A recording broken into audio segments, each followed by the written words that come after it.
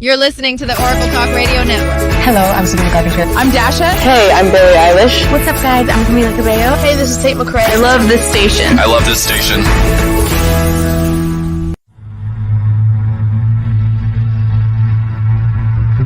You're listening to Chasing Prophecy Radio, where we discuss anything and everything beyond the scope of normal. On the Oracle Talk Radio Network. Broadcasting live in Pittsburgh and Philadelphia. If it's unexplainable, we're talking about it. Whether you're a believer or a skeptic, we cover everything where the unknown becomes the known. And now, here are your hosts, Jenny Nicasio and Tom Callway.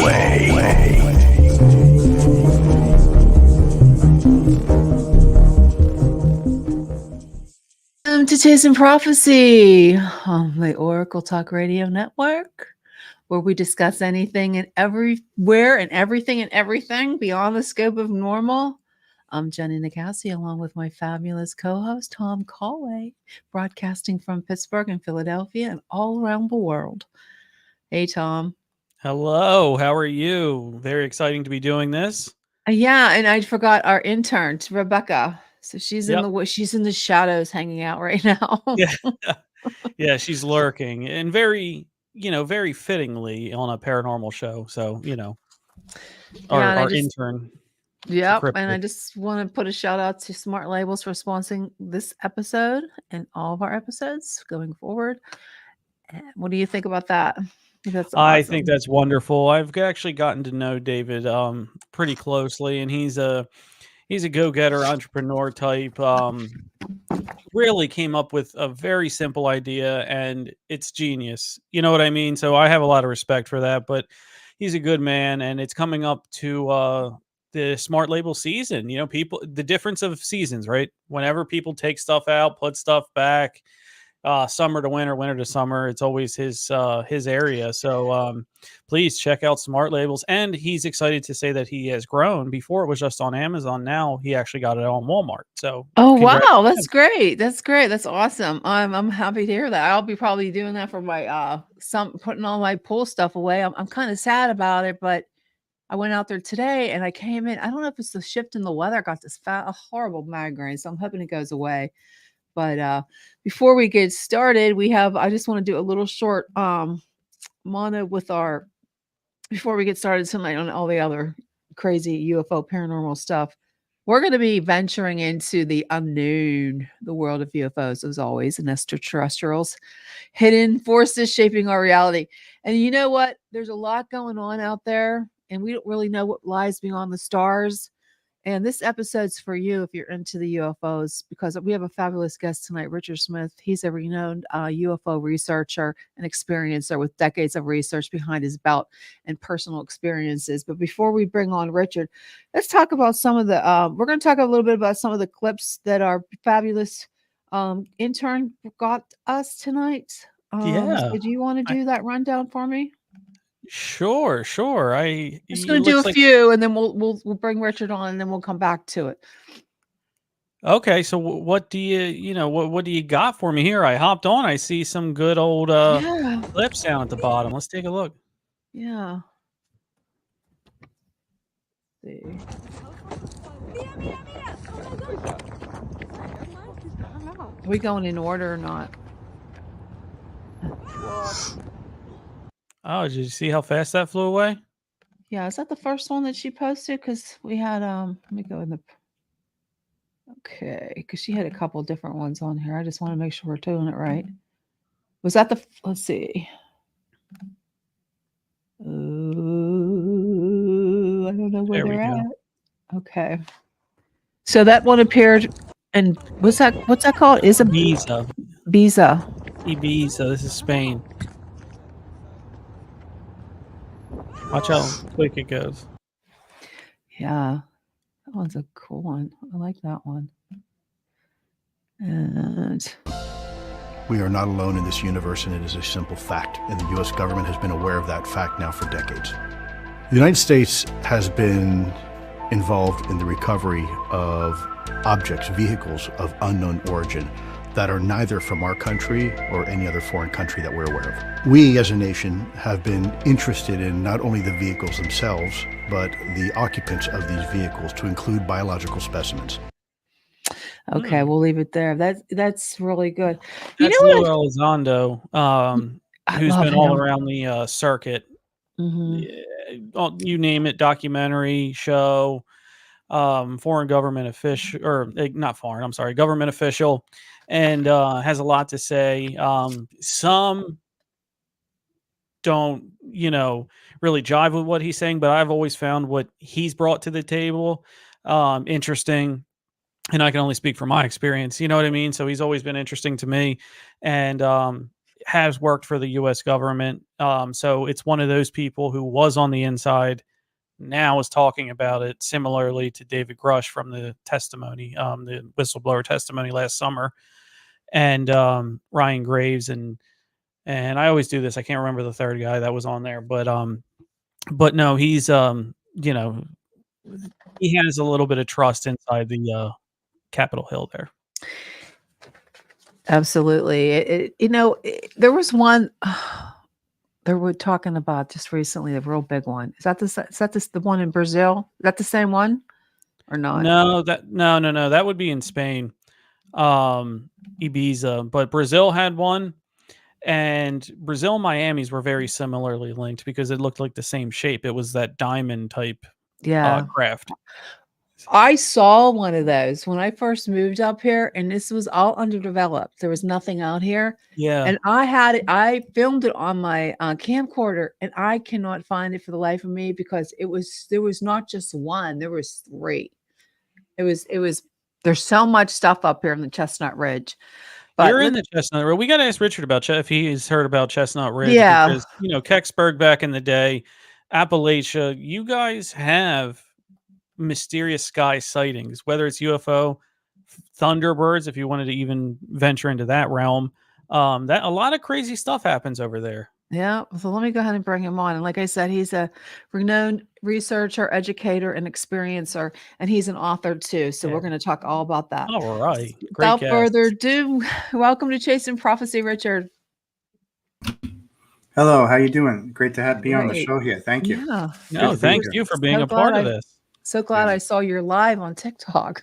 I watched it. Yeah. That's how I found him on TikTok. And TikTok's a great place to find researchers and UFOologists. It's really a good place.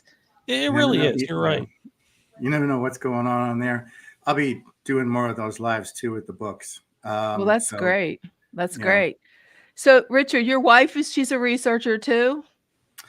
Yes. And we've been experiencers who along the way found out we actually grew up together with this in the backdrop of the whole phenomena. Oh, wow. And didn't realize it until we were adults and started comparing notes and memories that were coming to the surface. When she was 11 years old, she was actually taking care of me when I was 4 or 5 on board the ship. And one day, a few years back, it was a big shock because the way she described herself, she says, "Here, let me show you this picture." She pulled out a photo album of what she looked like 11 years old. I was like, holy cow, that's the girl with the long brown hair. And then I showed her a picture of me at that young age. She says, "Yep, that's the little boy with the red hair." So there's a lot to be said for following family bloodlines in the phenomena.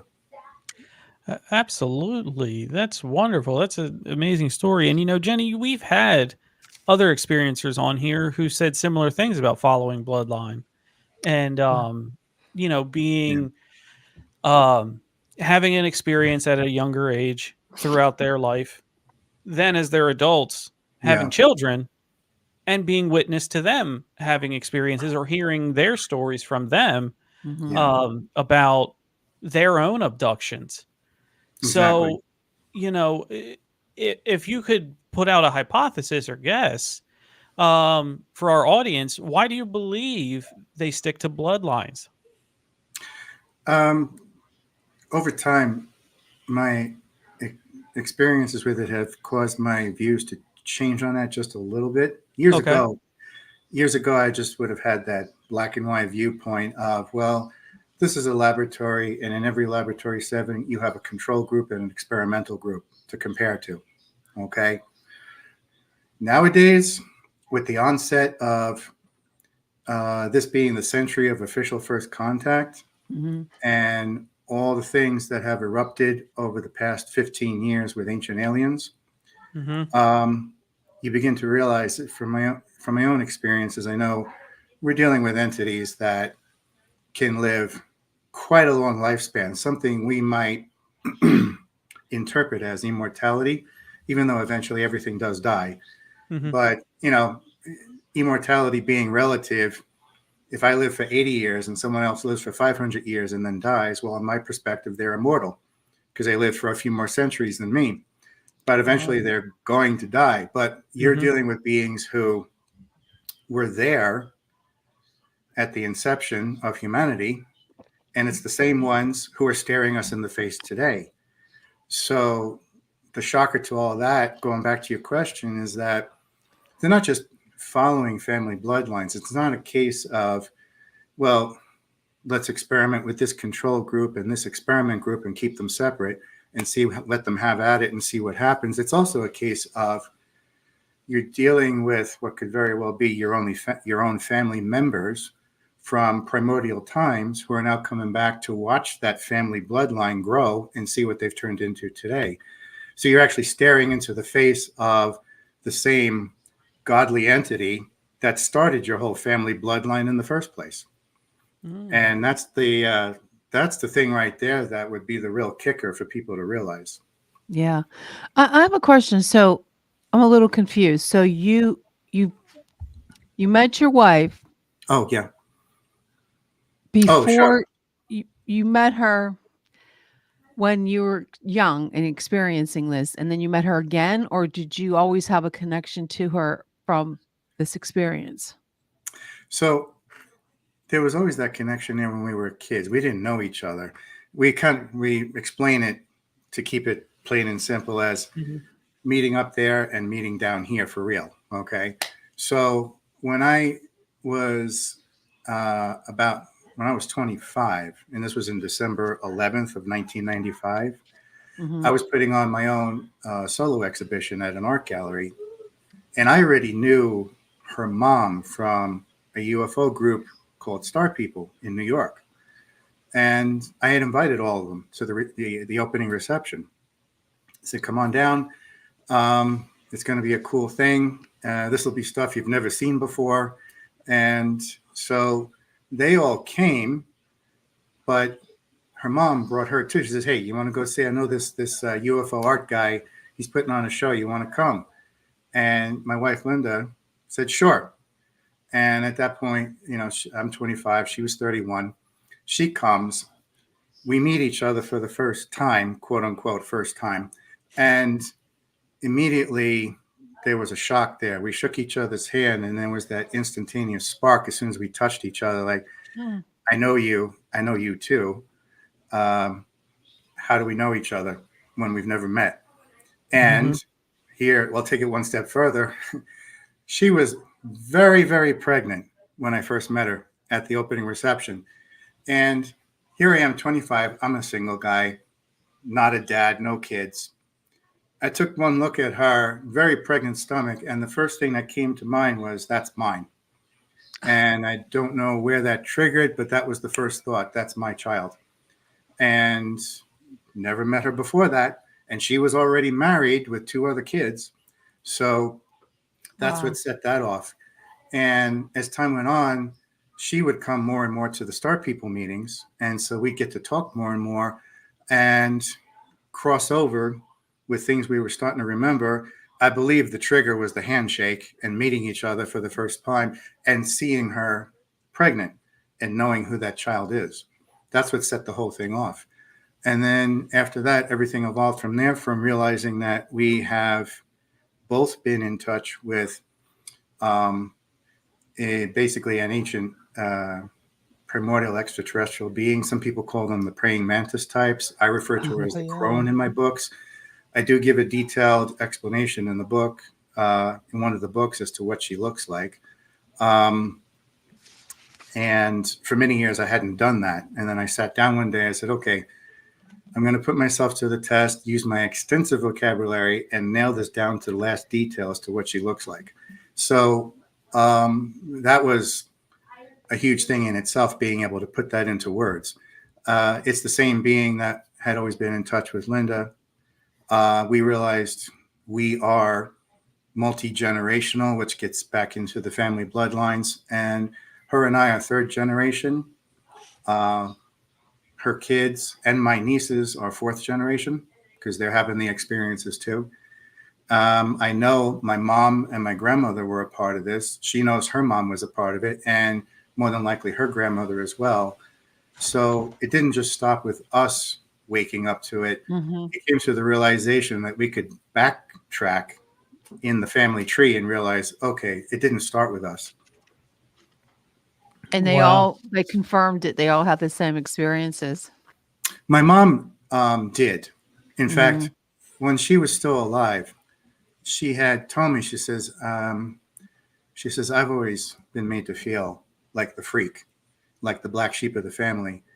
And the twist is that her oldest son comes along with this awakening at the age of 21 and starts justifying all of her experiences. And so my mom one day said, thank you. She says, I didn't realize it was going to happen this way. But she says, because of the way, well, it really has to do with the way mom raised my brother and I to be more outspoken about things and braver about things. And instead of cowering in the corner and being afraid of ridicule, seriously, my mom raised us on Star Trek, Star Wars, and UFOs in the Bible. So that's how we were raised. I often joke about it, but it's true. She would sit there with me as a kid, and here I am going to Catholic school, but at home, I got a different education. She would go through the Bible and say, see, there's a UFO reference, there's an alien reference. But she also told me, this is between you and me. If you tell anyone what I'm telling you, I will disown you. Okay? This is forbidden outside of the house. So it's, yeah. So I knew what the game was, but by the time I got to the age of 21, and especially when I reached 25 doing that art exhibition, I had hit the ground running. And because of that upbringing, because of the way my mom was raised, she swore, I'm not doing that to my kids. And so, I mean, I'll admit sometimes we're a little too outspoken, but still, it serves a purpose to be able to write those books and get out in front of a crowd and talk about this controversial stuff. Whereas most people would probably feel like, where's the sniper? Okay, so where's the red laser pointing at my head right now? Yeah. I had one person who found out that I had taken one of my talks to Memphis, Tennessee one day, and they said jokingly, he says, you actually got out of there with your head attached to your shoulder? I said, oh yeah. And they were all loving it. So that was a wake-up call that says, you'll find these people, if you're brave enough to step up to the plate, they're just waiting for you to show up. That's all. They're just too afraid to do it themselves because they're surrounded by all that, closed mentality of, if you speak up, I'll shoot you down and crucify you. Mm-hmm. But then if someone like anyone like me and others out there who come along and just get out there in front of a mic, they see that. And then all of a sudden they're like, okay, this is okay to talk about. And I'm, this guy woke me up. It's not so much what I'm talking about. It's just more so the act of doing it. Yeah. Yeah. Richard, that's great. Cause I can really relate to that one. That's something I'm sure Jenny can too, is giving people a platform to say some things that maybe in the past were looked down upon, you know what I mean? And they would be looked at as crazy. And one of the things that I have too is UFOs Over PA, like a meetup group.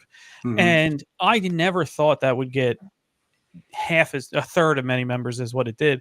But people generally on an online meetup, they want to get on there. They want to talk about their stories. Yeah. And guess what? It's not the younger generation. It's people 40, 50, 60 that I've never been able to talk about this. And one instance, I won't say his name, but it was a gentleman who was in the military back in the late 1960s, early 70s.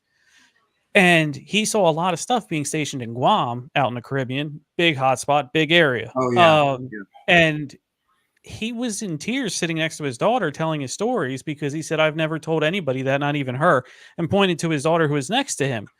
And I just thought that was amazing. It's beautiful. So I really commend you on doing that because you are sticking your neck out or putting your foot in that door that other people can walk in through and do that. So I really appreciate that. But one thing you mentioned ancient aliens and you mentioned your mother telling you the real history, but not telling you not to tell anybody about it. How do you believe, because that's a very common thing is a lot of people believe that, extraterrestrials helped shape us and helped back in the days, whether it's Egyptian, Sumerian, you name it. How do you believe ancient civilizations were influenced by extraterrestrial beings? And do you have any evidence that supports this?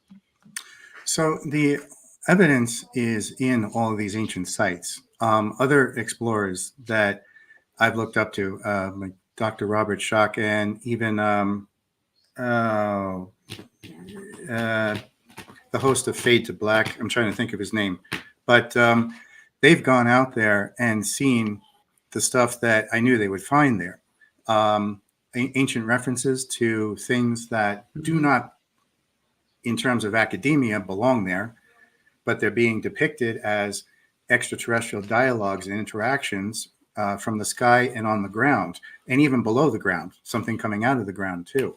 So me personally, it's not like I'm sitting here with an artifact and to say, here it is. But what I will say is that if people want to see that proof that I've already seen there myself, you got to get out of your comfort zone, shed that snakeskin, leave the borders of the town you were born in, travel the country, and also go out into the world. Because I hear people talking about, oh, we're heading to 5D. I said, well, hold on a minute. You haven't even finished exploring 3D. What the hell are you talking about? There's a whole 3D world out there that you are ignoring because you want to grow wings before you learn how to walk with legs. So, there's a beautiful world out there below the sea, on top of the mountains, on land, in the sand, in the pastures, everywhere you go.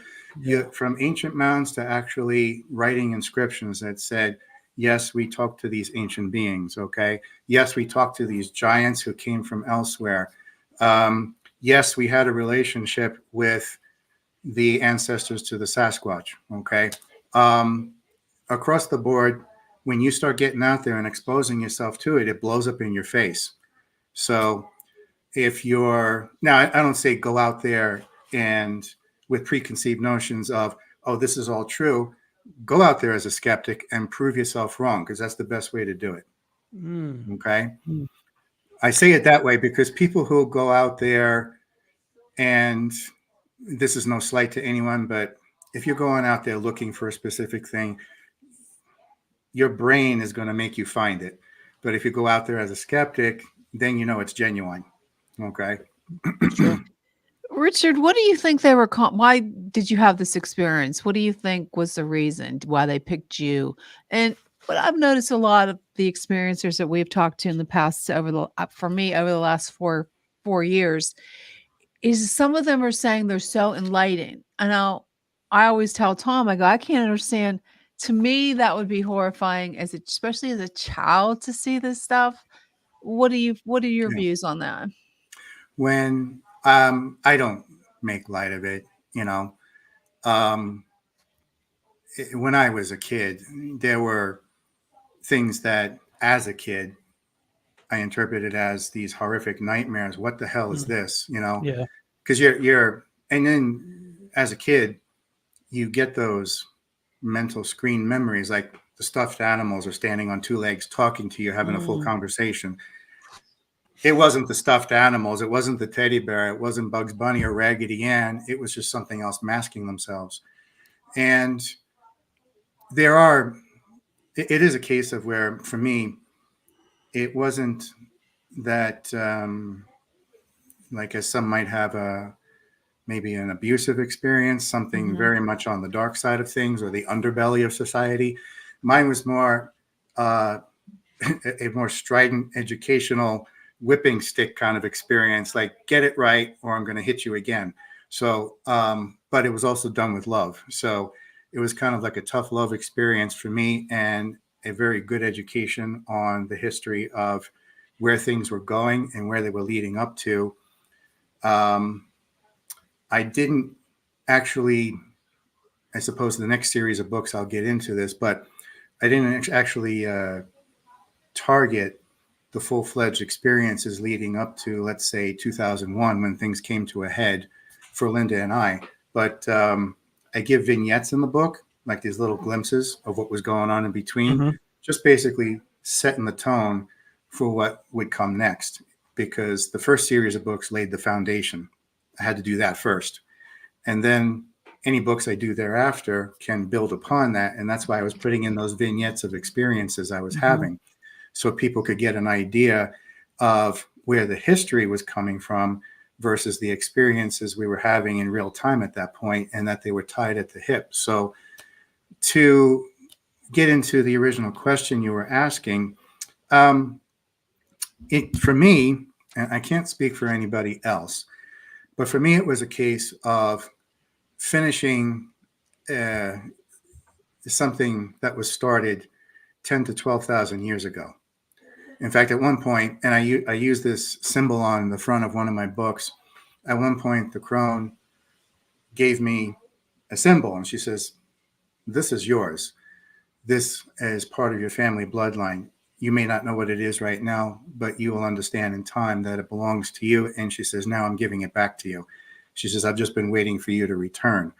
So now we're getting into the realm of how reincarnation plays a role in this too. So, which has been an interesting tool throughout time to come back and finish what was started. Because you figure 10 to 12,000 years ago, things abruptly came to a screeching halt with a lot of mystery as to why everything just up and disappeared from the planet.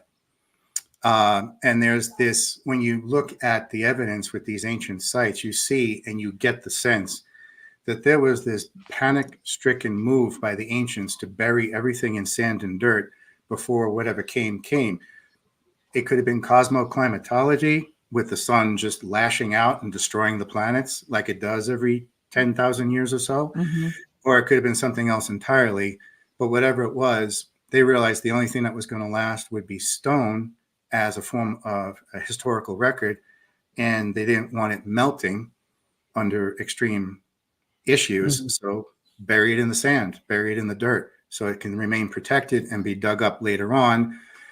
Of course, later on is a loose term. We're talking now 10 to 15,000 years later. When we finally got out of that de-evolution we went through mentally and psychologically and started getting back to where we were 12,000 years ago. So I think a lot of people like myself who are touched by this and have these experiences, we're actually getting back in touch with where the story left off millennia ago. Unfinished business, unfinished issues over what direction is humanity going to go in, and can it be self-asserting without having someone from the outside make the decisions for them. And ultimately, that's a lot of the theme that came to a head in 2001, because some of us,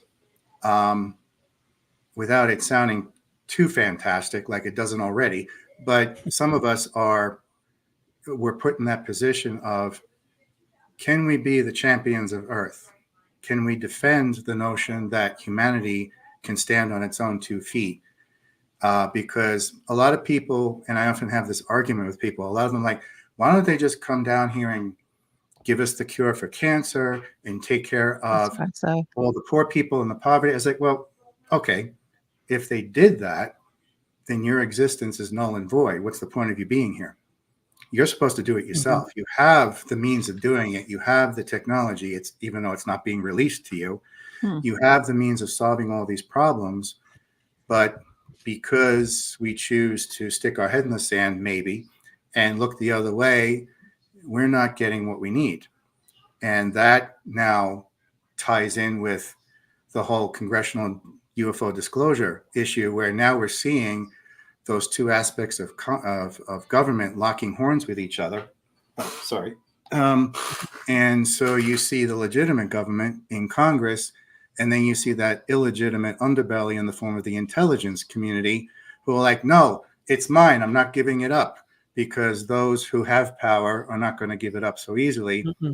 And there's something that something has the intelligence community under its thumb to say, hey, you give this up and you're going to suffer for it. There's going to be a punishment dealt out to you if you don't obey the decrees of, well, I get into it in the book, that two-party system that I refer to as Repto-Syrian fascism from the Orion Empire.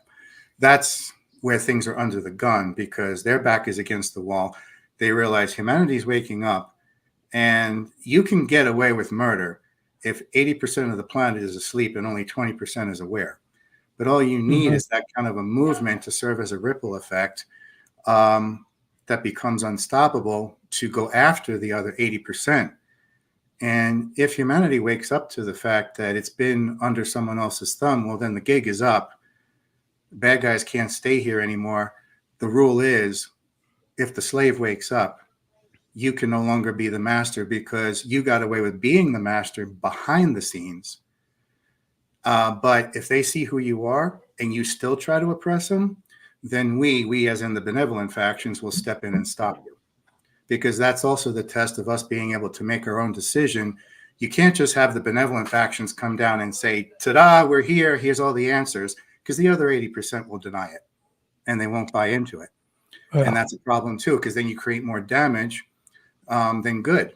I mean, it'd be great. I'd love to cure for cancer and AIDS and diabetes and all that. But, you know, we already have those answers. We just have to force the hand of the other side to release it and give it up.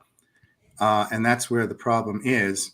And you see this playing out in relation to who's obeying what and who's attached to what puppet strings on that side of it, as opposed to my side of it with people like me who are more like out there educating people on what's happening and what their value is. And no, you're not a piece of garbage, like most people have been led to think, and that you have a great amount of value if you were only to wake up and realize where your family bloodline came from, and that the UFO that landed in your backyard is also your ancient ancestor at the same time, you would realize the value you have within your own community, both in the immediate sense and in the larger sense of the galactic community.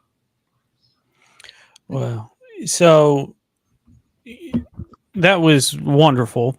A lot of what you said is what I, had studied. And it's funny that you mentioned, the sort of mantids and that race, because from what I researched, they kind of believed in the universe, a cosmic law of one, and with living light frequencies and having, being on the benevolent side of that. Whereas on the other, you might have reptilians is the common word that people, talk about with that. We actually had someone on here who said reptilians are actually good and not evil. So, we've heard all different types of things with that. We've heard a lot. But one thing, with that is, without light, if you, to have light, you have to have dark, right? You know what I mean? So there has to be that balance and that, rule. And dark rules in the shadows, obviously, like you say, you know what I mean, behind the scenes, because if it's drawn out to the light, it dies. When you talk about a significant first contact moment with extraterrestrial life, it does seem, you mentioned 5D, you mentioned, exploring 3D. It does seem that we're turning that dimmer switch a little bit higher on our frequency. You know what I mean? It does seem like as a species, we are doing that. Did we have a first contact moment yet? Or do we still need to go a little bit with that dimmer, a little higher? We've had all sorts of grassroots contact moments for the last 80 years.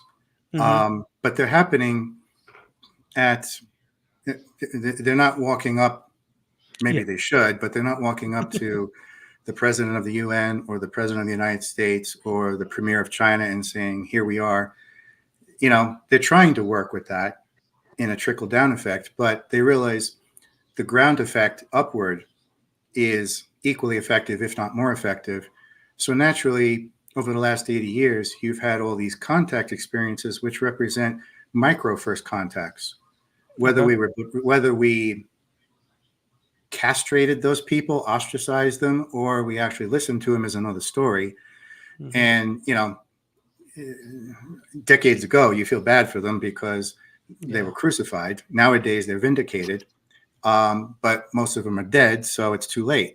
And so those first contact, if we broaden the scope of first contact, then yeah, it's already happened. It happened thousands of years ago too. We have had so many civilizations go by. There was something else like a United States back then. There was something else, you know, there were skyscrapers and smoke glass buildings and iPads and smartphones. We are not the first time, even though we like to put ourselves in the pedal and think we're so above it. And that has caused a major disconnect with our past, which means we have a major disconnect with our contact experiences today. If you don't know your past, then how do you deal with the present? You have nothing to learn from, nothing to compare it to. Okay. And that's why we're looking at alien contact in a vacuum instead of realizing, oh, and I'll borrow a term from Zachary Sitchin, we're just simply revisiting Genesis. Okay. We're repeating history. And hopefully this time we get it right.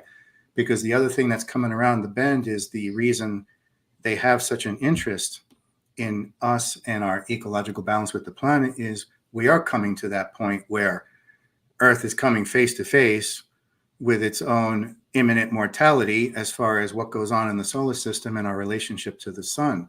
So they're trying to prepare us for that and hopefully help us get through that so that we're not set back another 12,000 years and having the same thing happen all over again, where everybody goes into a panic, everybody loses their mind, and then there goes civilization.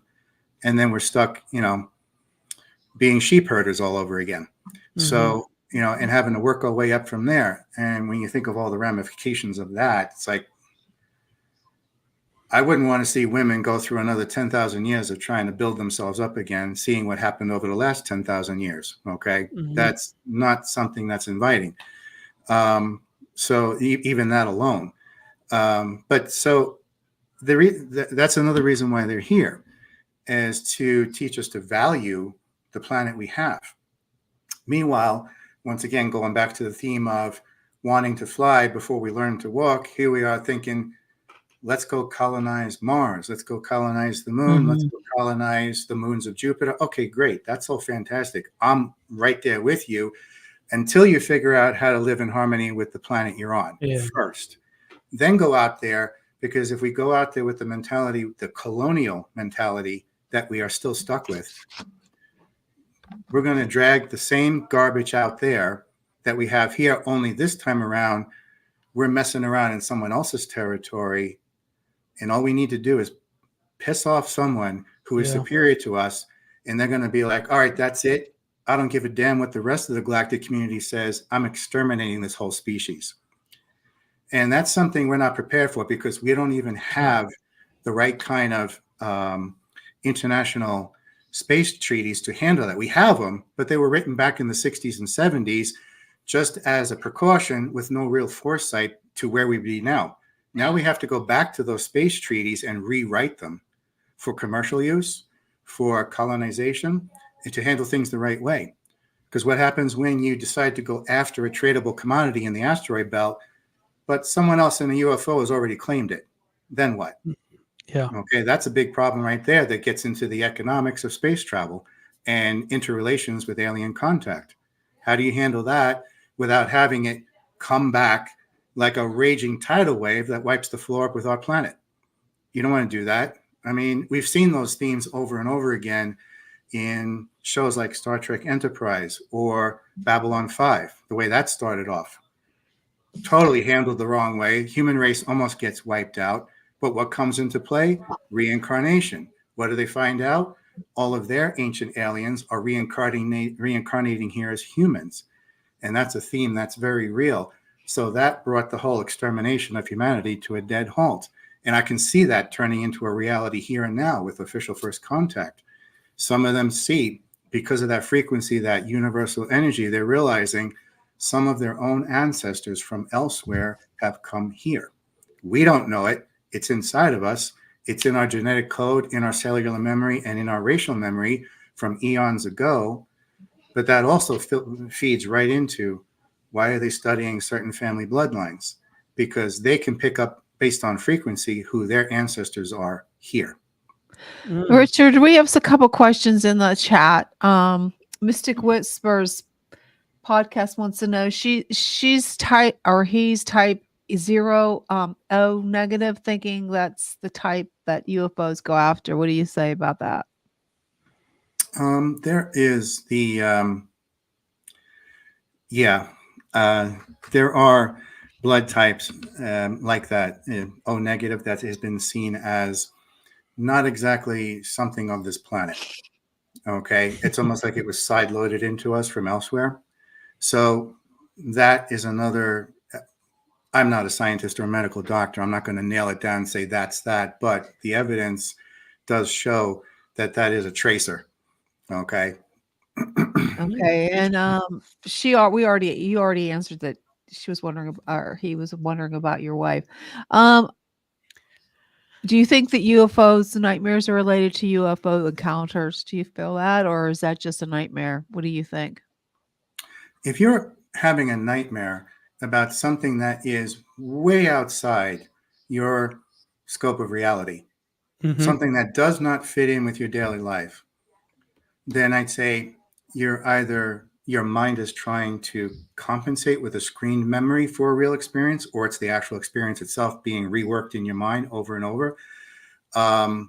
If it's a nightmare, it could be something misinterpreted, or it truly was traumatic. That's dependent on that person and what was going on with them. So I'm not going to say it's one or the other, because that would be unfair. But most of your dreams and nightmares are you working out problems in everyday life, work, family, okay, marriage. All of a sudden you're having a nightmare about something that doesn't belong. Okay, that would be like walking through the Garden of Eden and crossing paths with an alien. So, that's what that's like. So yeah, I would say that's a very real thing to take a look at. The nightmare is either you trying to work it out, or the nightmare is the actual experience.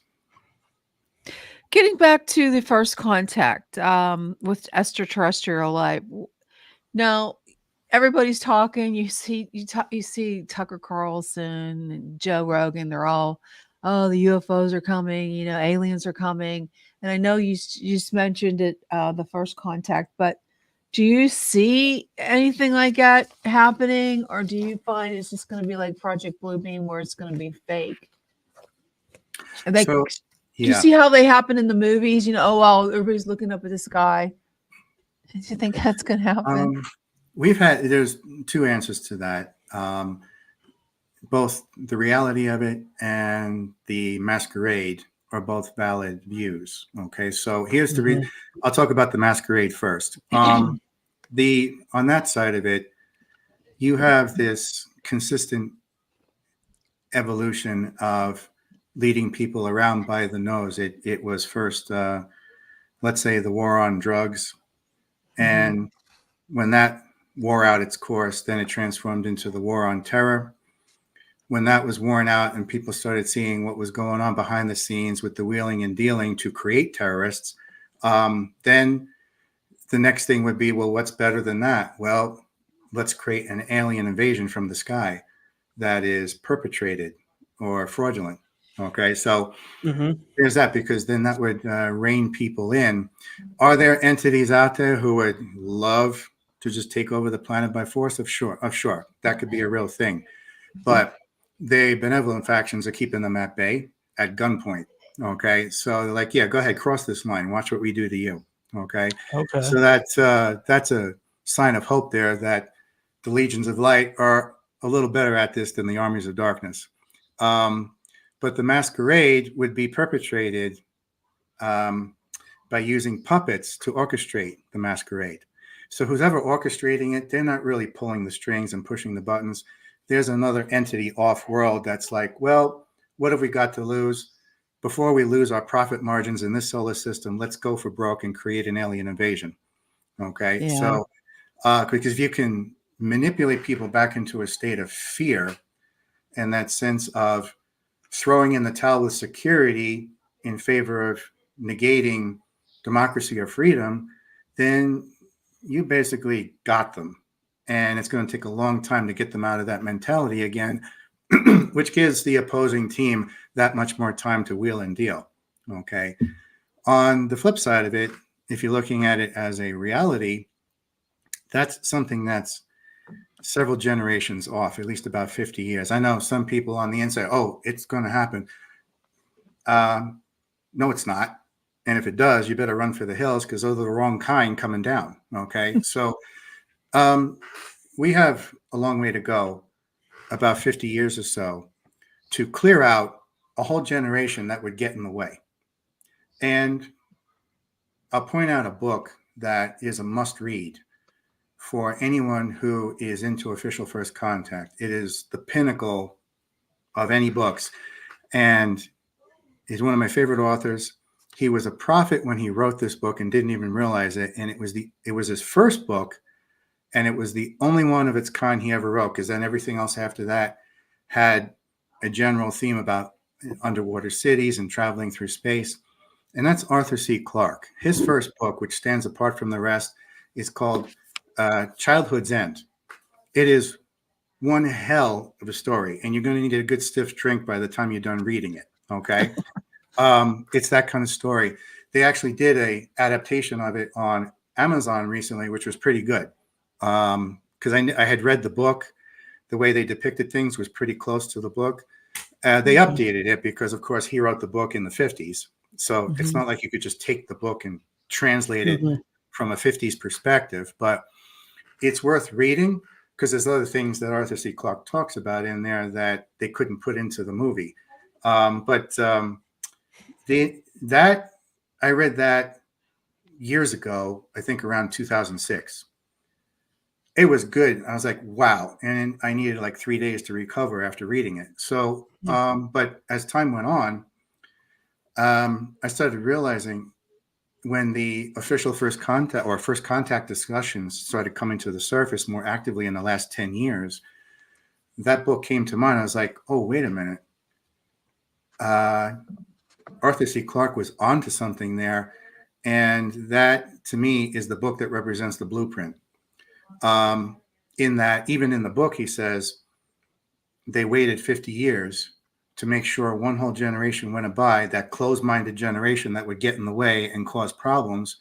And then they would appeal to that younger generation 2 generations later who were open to receiving them.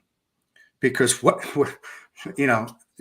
ends up coming off the spaceship at that grand moment of first contact is something that would completely annihilate the psychology of our generation right now based on our brainwashed mythology.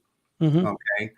What we are brainwashed with depicting as absolute good and absolute evil, because let's face it, we still think in those ridiculous, childish black and white terms. We don't see the gray tones of humanity like the younger generation does. So it's like a yardstick. You got 36 inches, right? Well, this 6 inches is what's absolutely evil. This 6 inches is what's absolutely good. That's a minority. Doesn't exist. And you got 24 inches in between of the gray tones. That's where we all exist. Nobody's looking at that. And that's what the book is about. That's what First Contact will be playing out as, is waiting for,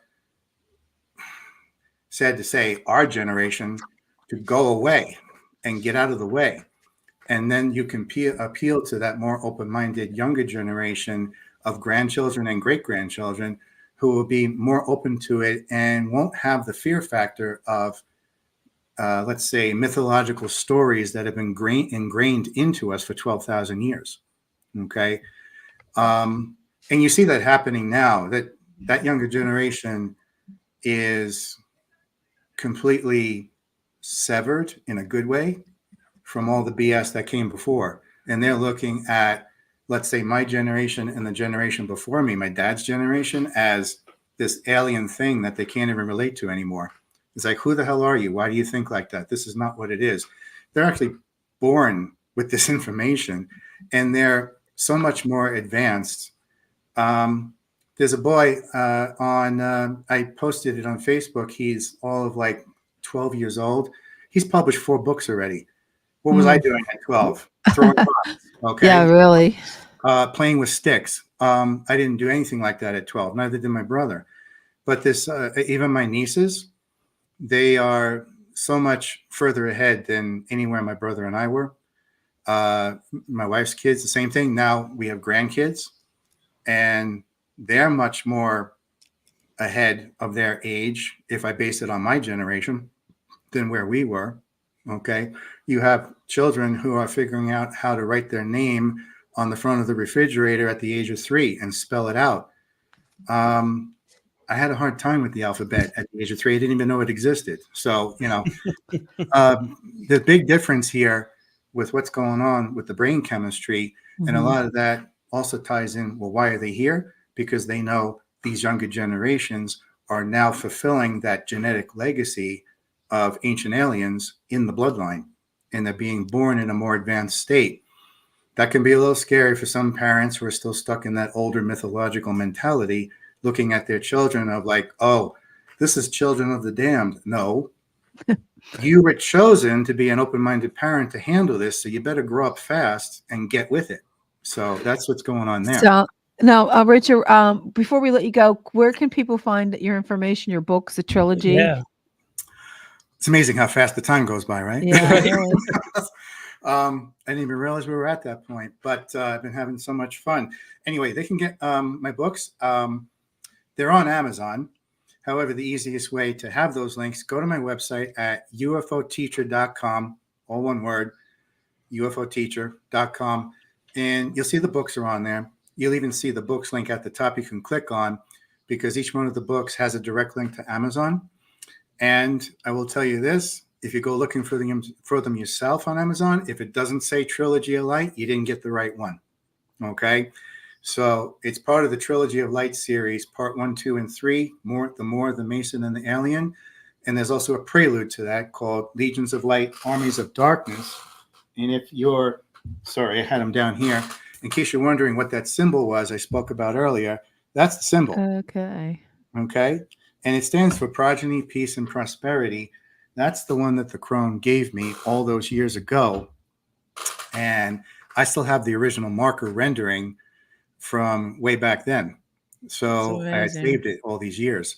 But yeah, that's where they can go. There's a contact link on there too. They can contact me for any number of reasons. Okay. So that would be the best thing. And if you're looking for me, all you have to do is type in the word UFO Teacher, and a bazillion different social media things will come up. Okay.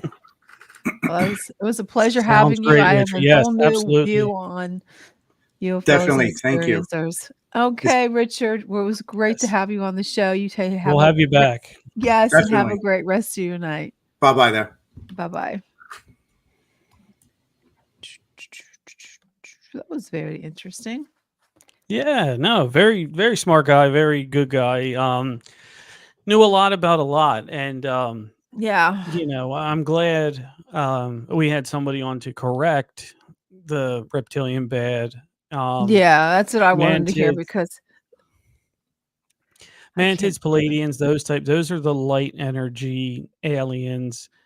And they believe in that cosmic law of one, which for everybody, real quick, is your vibrational balance. We talk about good and evil because those are terms we can understand. Mm-hmm. They higher frequency, good, lower vibrational frequency, bad. So it's the same thing. It's just calling it two different things. Mm-hmm. You have some on the higher side and the reptilians are on the lower side, and they want to keep the low with the low because then they have buddies. The high are trying to get us to be enlightened, but that cosmic law of one from God essentially is they can't interfere with us because our existence, he's right, would be null and void because we have to figure it out. We have to overthrow our dark oppressors. You understand? You know what I mean? Yeah. One thing I wanted, I was going to ask him, and then I totally forgot. Okay. How the spirituality, like what is his views? Is God did God create the extraterrestrials? Yes. Yes. And now my view, I don't know if I ever told you. Well, this is my view on it. And when Okay. God created the heavens and the earth, he created all these other beings, but he wasn't really happy with them, the outcome of them. So he put them someplace else in the universe. And that's my idea of ETs. And then when he Yeah. finally said, okay, well, I'm just going to make them in my image. And that's human beings. Now, what do you think about that? So that's not too far off of what the general, from a lot of people that I've talked to in the UFO realm, from the general consensus of the overlap of spirituality and UFOs. That is essentially where that is. If you believe in God as a creator, you cannot disbelieve that aliens and UFOs exist, because if he created them, he's still their God. He's still their whatever, we call it God, but whatever they call it, you know what I mean? Source, higher power, the highest vibrational energy, creator, they all adhere to that.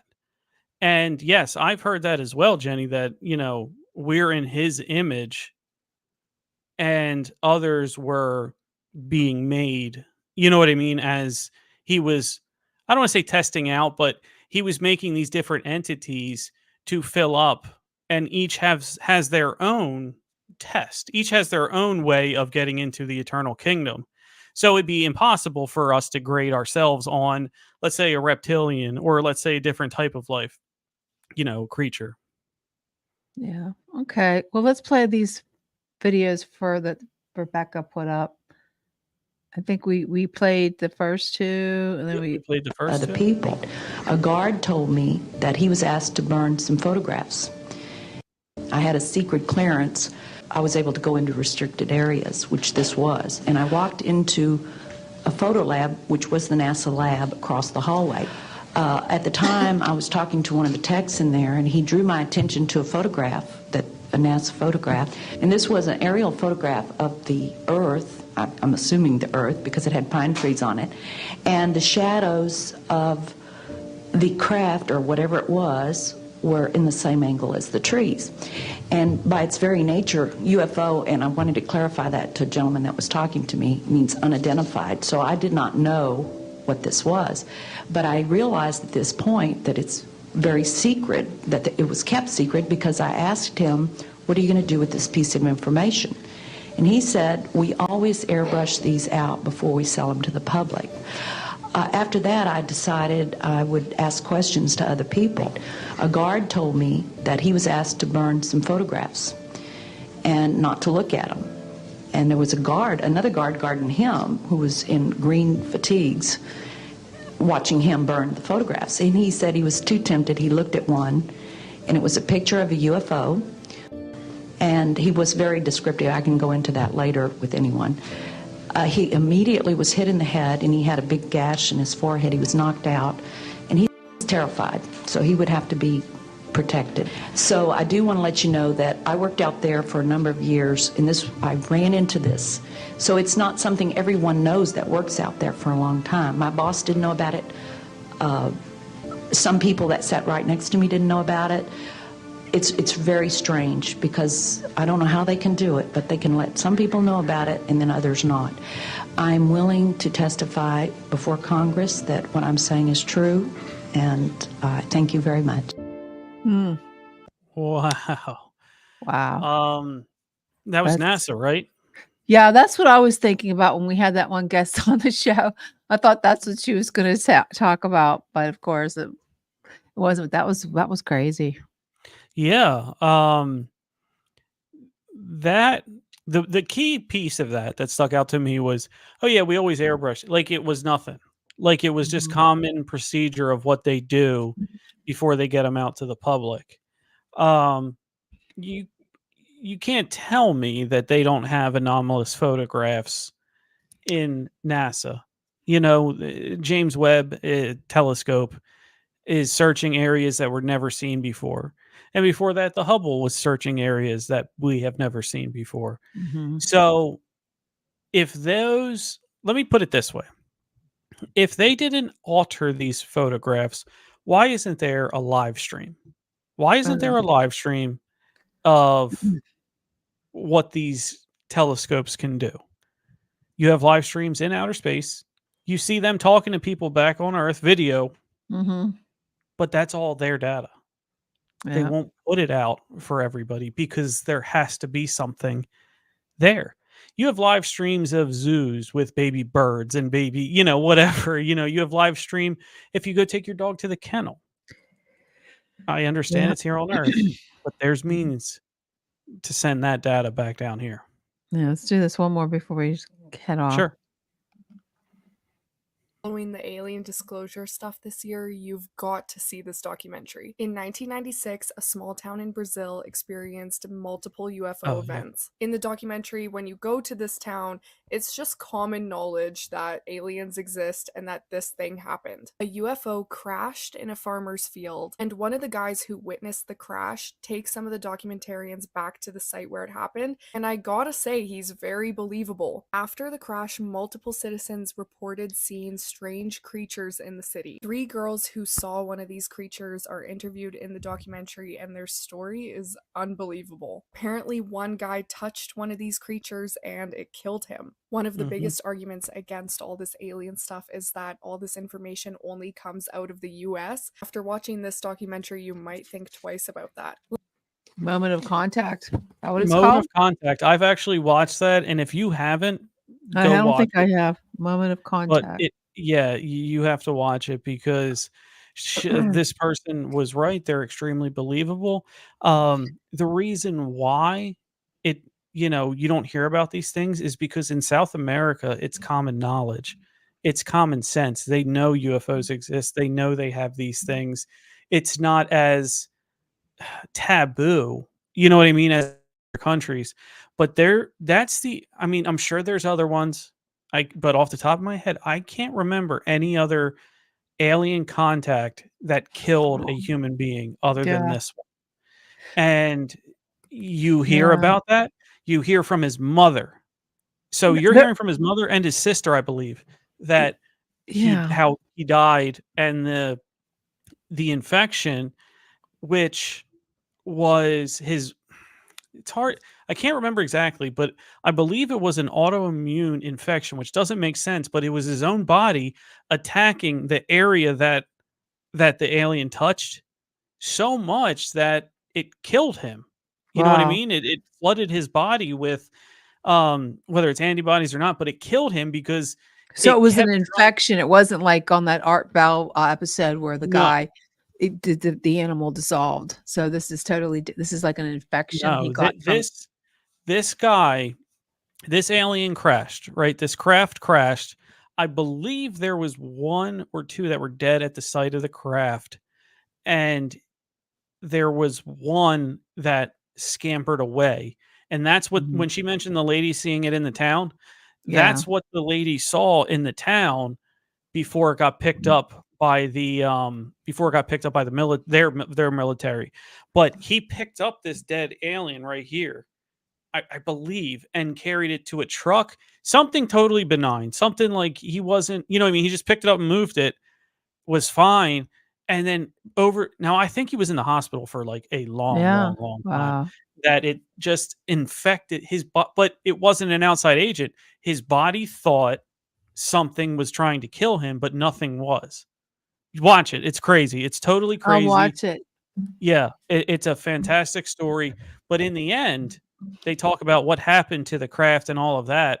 And they said that the United States military came in and took the craft away, even though it's not our country, not our government. They, Brazil back then, it still is, but back then was very, very poor. So they, you give them some American money, they're happier than Yeah. a pig in shit. They're gonna be happy to get that. Yeah. But if anybody wants to read more about aliens, you can read From the Sky trilogy on Amazon and Barnes and Did you Noble. hear him say Told from you. the sky? I heard him say that. So if you want, you want to check it out, go ahead and read my trilogy. If you're into aliens, you can read Very The good Healer trilogy. too. Yeah, but you can read the Healer on Amazon too by Tom Conway. Absolutely. If you want to get into thank some everybody. Remember, we're on Thursday nights at 8 p.m. So we have to get some of our people who we lost from Tuesday night to bring them on over here. Okay. What do you say, Tom? Thank you, everybody.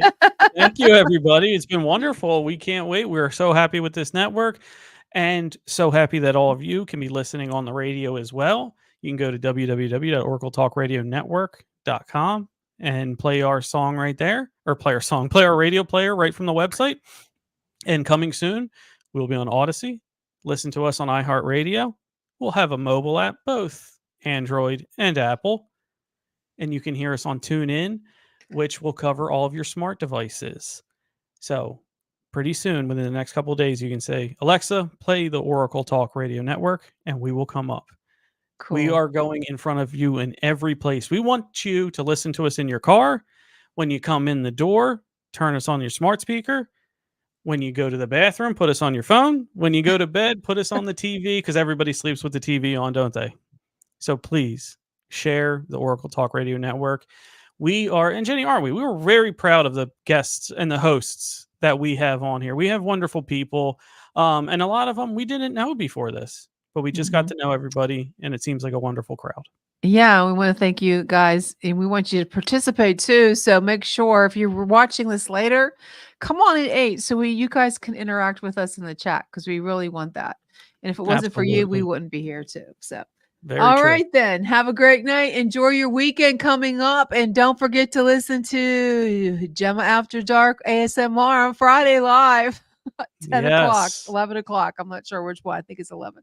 Okay, you have a good one. Bye.